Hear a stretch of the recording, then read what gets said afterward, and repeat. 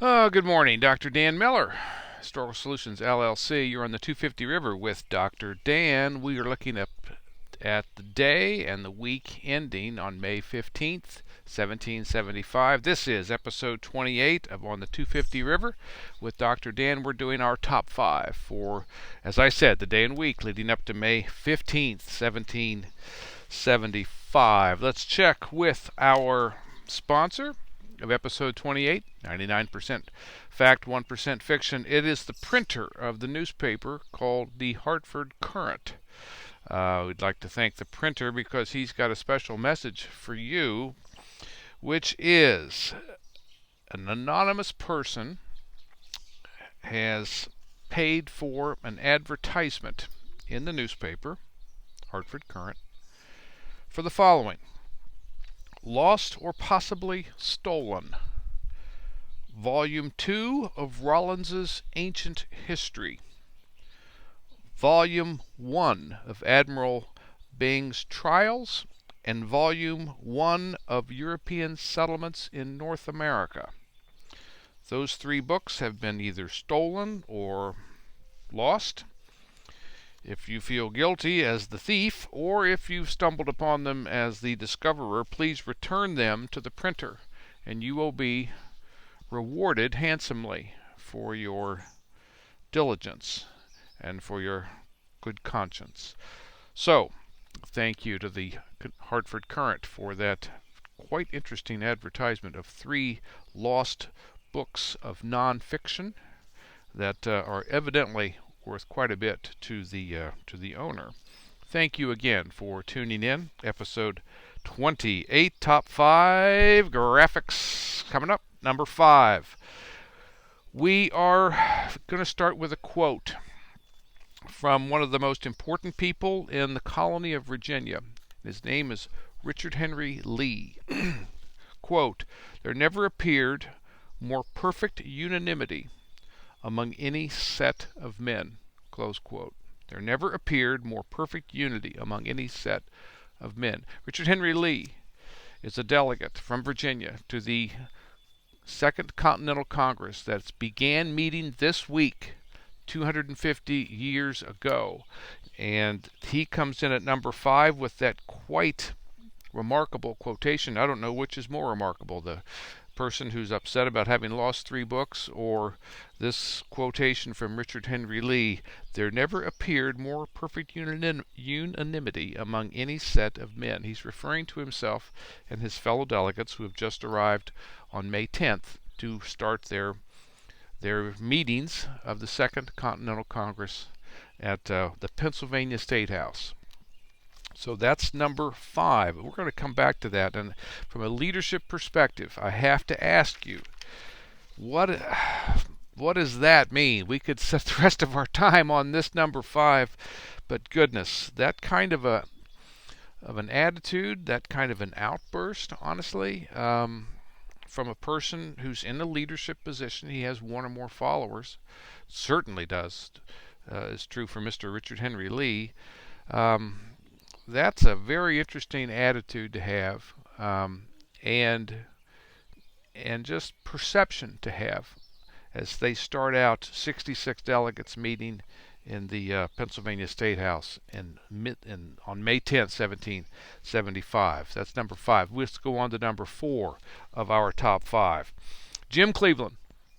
So, the Union, hang on, the Union is in session. The embodiment of the Union, capital U, of the American colonies, is in session. Its second iteration. And Lee makes his comment. He comes into our number 5. He makes his comment about this group of men and their perfect unanimity. This is the top of the ladder for political hierarchy, for power structures, for anything else regarding the colonial world in the spring of 1775. The Union. And the Continental Congress is its loudest, clearest, best, strongest expression. Now, what does that mean? So we're on to number 4. Jim Cleveland writes a letter in almost his own version of English. It is all over the place in terms of spelling. It's a code deciphering, really. It's not reading the letter when you read this thing from Jim Cleveland. He writes a letter this week in May of 1775. He's out in the Ohio River Valley at the Great Kanawha River and its confluence with the Ohio. I think that's modern day Huntington, West Virginia. You can double check me if I'm correct on that. At any rate, he's one of a handful of British colonists who are out there and a handful, I mean that. I mean, I don't know, 5, 8, 10, 20, 25 of them, no more than that are trying to take the land they've seized from Native American tribes after a recent conflict last year, trying to turn it into some kind of profitable place, some kind of prosperous place at the confluence of the Great Kanawha and Ohio rivers at a place called the Great Bend. And he's out there trying to make sure his boats are packed right. He's trying to make sure that he can still travel on the river in his boats against a strong wind. He's trying to make sure that he can retrieve.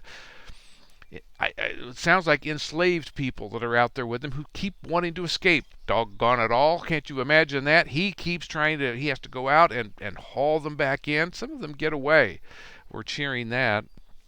He's trying to figure out how to store and ship and sell corn that he's got out there. He's trying to figure out how can he scrape the money together to buy cattle because he knows they're at a great price and he doesn't have enough currency in his pockets to take advantage of that great price. And finally, he's trying to figure out how in God's name can I be faster in clearing land, brush, undergrowth, dead trees, maybe some live trees too. How can I do this more quickly than what appears to be realistic? So that's Jim Cleveland's world. He writes that down in a letter and sends it back east to the colony of Virginia. In fact, that's the Union that's going on. That's number 4. Let's go to number 3. The graphics department wants you to see it. There it is, number 3. Number 3, we're going to go all the way up to Lake Champlain in kind of northern New York colony. What's going on up there? It's been a wild week. We've got about 120 odd guys from what will be called Vermont, from Connecticut, from Massachusetts, who've gone up there on their own. There's been a collection of leaders, maybe about 3 or 4 or 6, no more than a half a dozen. Benedict Arnold's one of them, Ethan Allen's another, Seth Warner's the third. And they've taken over an old rundown British fort called Fort Ticonderoga. They've seized it in the name of the great Jehovah and the Continental Congress.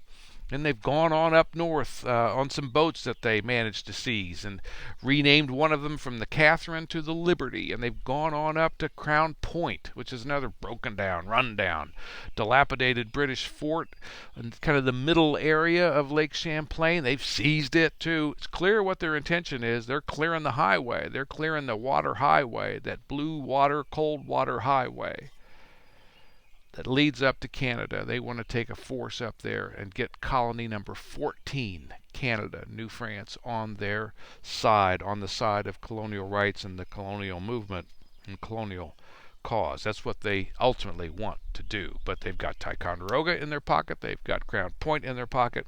That's the Union at this point for their activity. Number 2. So we've got Richard Henry Lee making that remarkable quote as he heads into Pennsylvania State House to start the Second Continental Congress with 65 other guys. We've got number 4 being Jim Cleveland out there in Great Kanawha, Ohio River Valley, in his wildly misspelled letter and the things he's got going on. We've got number 3 at Lake Champlain, and that takes us now to number 2, which is going to be Bucks County, which is about 40 miles north of Richard Henry Lee and the Continental Congress. Bucks County. There's a meeting going on at the Black Bear Tavern, owned by Richard Leadham.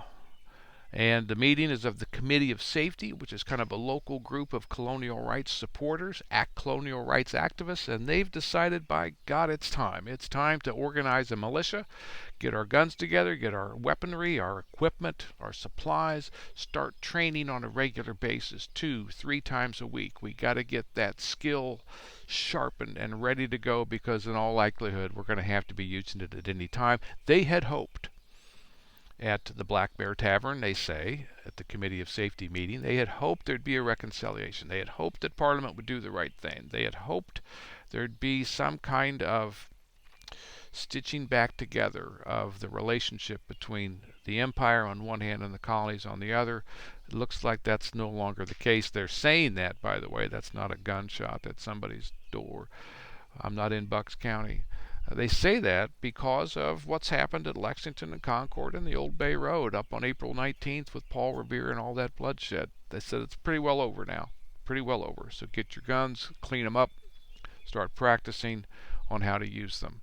That's the declaration at Bucks County. That's their union for them. And then finally, we're going to go top of the food chain, top of the heap, top of the bunch, number 1 of our top 5. We've already been talking about it. Gotta say it. It's the Continental Congress itself. Now, we've given it a number, and that number is really important, and the number is number 2. I don't mean the position. I'm talking second. This is the second Continental Congress. We had the first before they knew to have a number.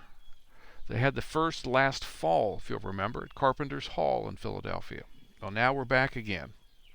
There were 55-ish or so delegates then. There's 66-ish delegates now.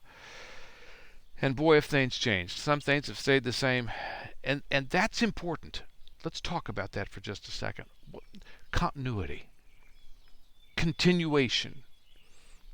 Maybe I'll make up a word. Continuousness. Add all of those together. And I think one of the things you come up with is a sense of stability when all 3 of those things are true and operative. That's what they want to convey, too, in Continental Congress, too, TWO, and Pennsylvania State House. A couple of examples. How are they conveying continuity? Well, we're going to have the same presiding officer as we did last year. That's Peyton Randolph. He's going to preside. I'm going to make up a word. He's going to be the president. Now, we would pronounce that as the president. But I think we need to make a word up here to capture the transition from presiding officer of the colonial era to the president of the American era. There's some transition in between, this union before nation. President, the president officer, the president of the Second Continental Congress is the same who was the First Continental Congress, Peyton Randolph. That's continuation. His only staff, Charles Thompson, the clerk, that's continuation. He was in number 1. He's back in number 2. The use of committees, that's continuation. Same for number 1, same for number 2. The meeting site, the town, Philadelphia, number 1, again, number 2.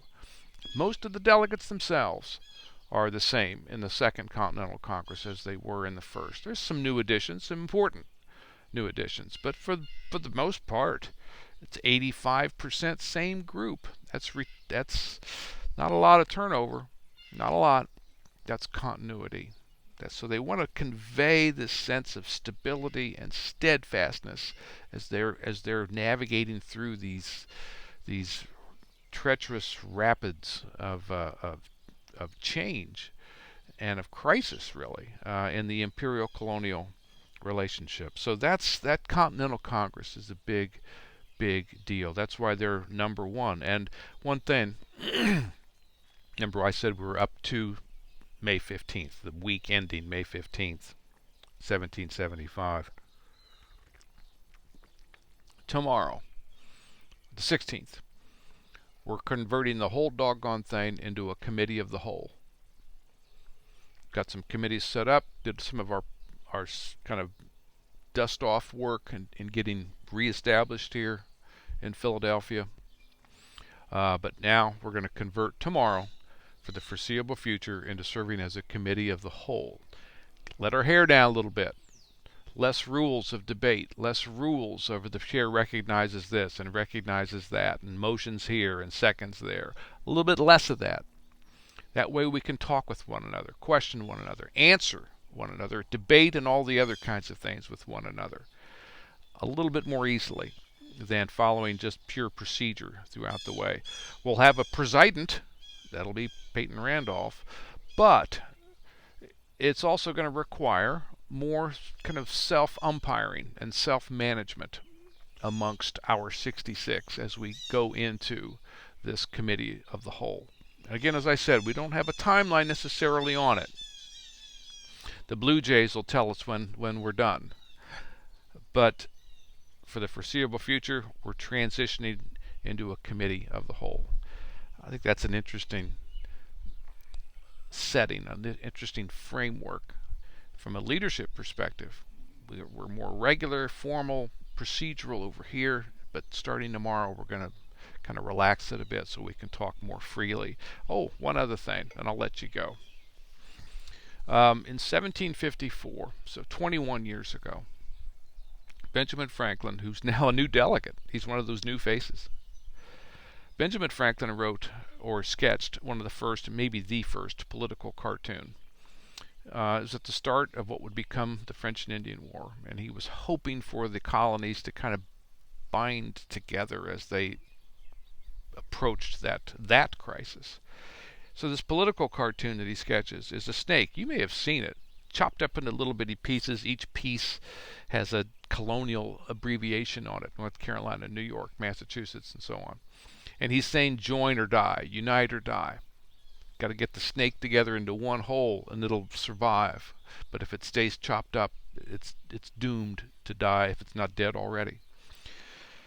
So that's Franklin of the political cartoon fame. And really, that's what we're talking about here right now as we shift into this committee of the whole. Because what are they doing? They're going to be digesting the first big pig of the snake's day, which is they've got this big rat that's been killed that they're going to have to eat. The rat is Concord, Lexington, and the Old Bay Road. The warfare, the combat, the battle that occurred on April 19th, just 3 weeks prior. That's what we're trying to process right now. We'll start that tomorrow as the committee of the whole. So things have changed. Now, I hear you. What's the big idea, Dan? So there's your top 5. What's the big idea? The big idea is that year, or not. We did this Continental Congress last fall. They didn't even call it that. They didn't have a name. Called it a General Congress, a Special Congress. Now we've got a name, Continental Congress, and now we've got a number, Second Continental Congress. Just think of all the things that have happened from the late summer of 74 now to the mid-spring of 75. There was no pig or rodent to digest then, and now we've got the biggest pig and biggest rodent imaginable in having to figure out now where do we go from this battle? Where do we go forward? What do we do? There's 2 questions I'd like you to think about, and maybe you can apply that now in 2025 for however you're feeling. How